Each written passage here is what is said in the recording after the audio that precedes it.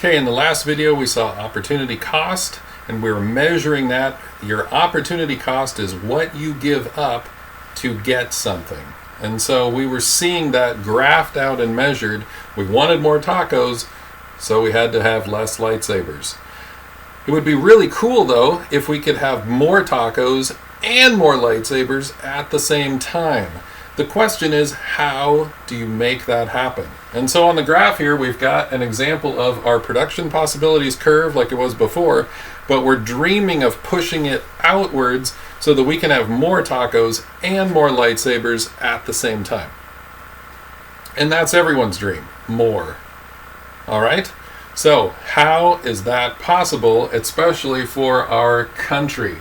In order to do that, we have to get more land, labor, capital, or entrepreneurship happening or for us in order to make this happen. So when I usually ask the kids, how would you get more land, labor, and capital? Invariably, the answer always comes up, war.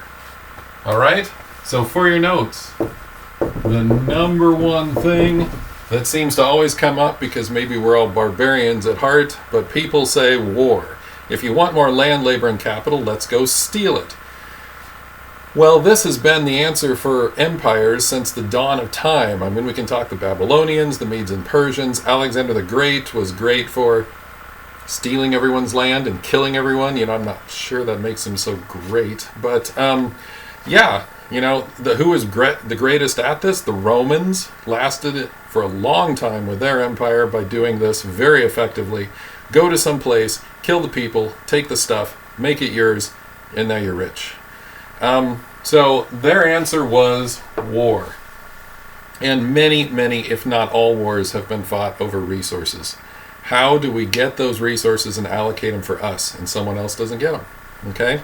So this is one answer. You could push that production possibilities curve out by simply killing people and taking their stuff. Now the problem with that is it kills people. And as you remember, land, labor, and capital. Labor is a resource, so you're not getting as much efficiency as you would think. If you're going to kill a bunch of people off, they're workers. They produce stuff. And that's not a good idea to take them out. So along came another empire, a tiny little island that really didn't have much going for it. It was rainy, they could grow some sheep. But this caused them to be very efficient with their trading, and they developed huge systems of trade. And instead of killing people, they said, you make stuff, I'll make stuff, we'll trade the stuff. Then we'll both have more stuff. Okay, so what you want to put down there is the British Empire. The British Empire was founded on the idea of trade. In fact, their famous statesman Edmund Burke said that when the Americans said, stop taxing us, and Edmund Burke said, let the Americans tax themselves.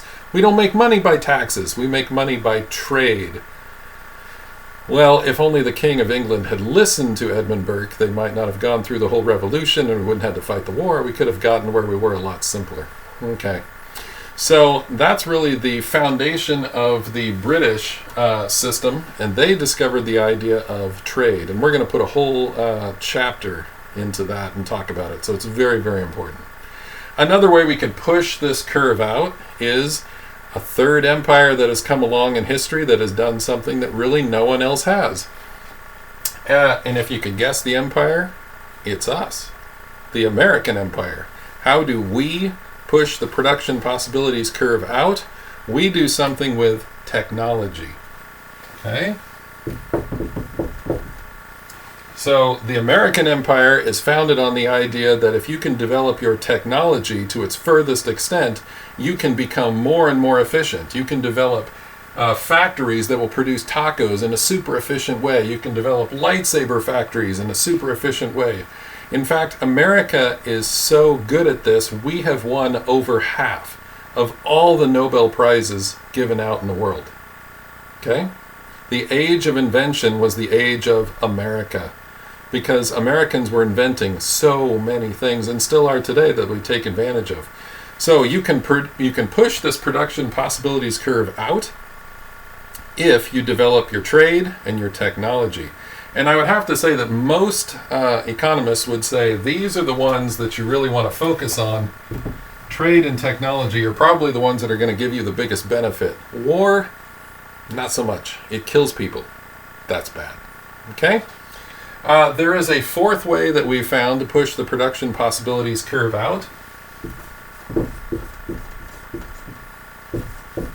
And you can do this by borrowing money. So for your notes there, you get all four of these because it's probably going to be an essay question on the test. Hint. All right? You can borrow those dollars and you can push your production out. So you can get people to produce more stuff if you borrow a bunch of money. That's what America has been practicing, and in fact the whole world has followed suit. So instead of pursuing free trade, instead of pursuing increased technology, we've sort of stagnated. We said, but I still want more stuff, so we've borrowed it. The problem with borrowing is that you get more now, and in the future you have to pay it back with interest. So in the future you get less. So whenever the future arrives, whatever generation that's going to land on, then what you're going to see happen is something like that. Okay?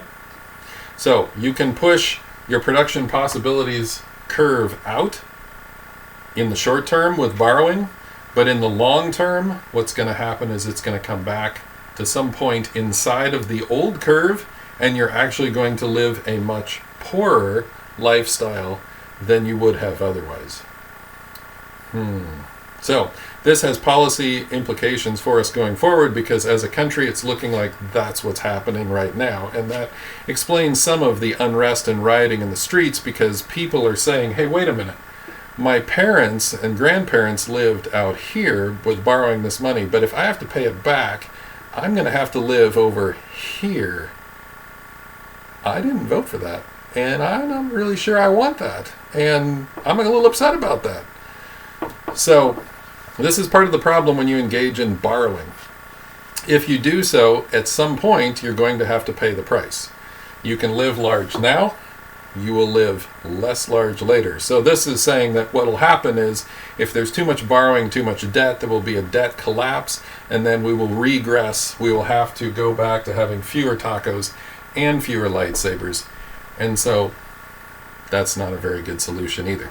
So what economists really like to focus on and advocate are the things that are a lot more positive. They really want freedom of trade so that you can increase and get closer to your happiness. That's our goal. And if you can have better technology to find that happiness, you can also get there, because more tacos and more lightsabers gives us more choices for people to find our happiness. Okay?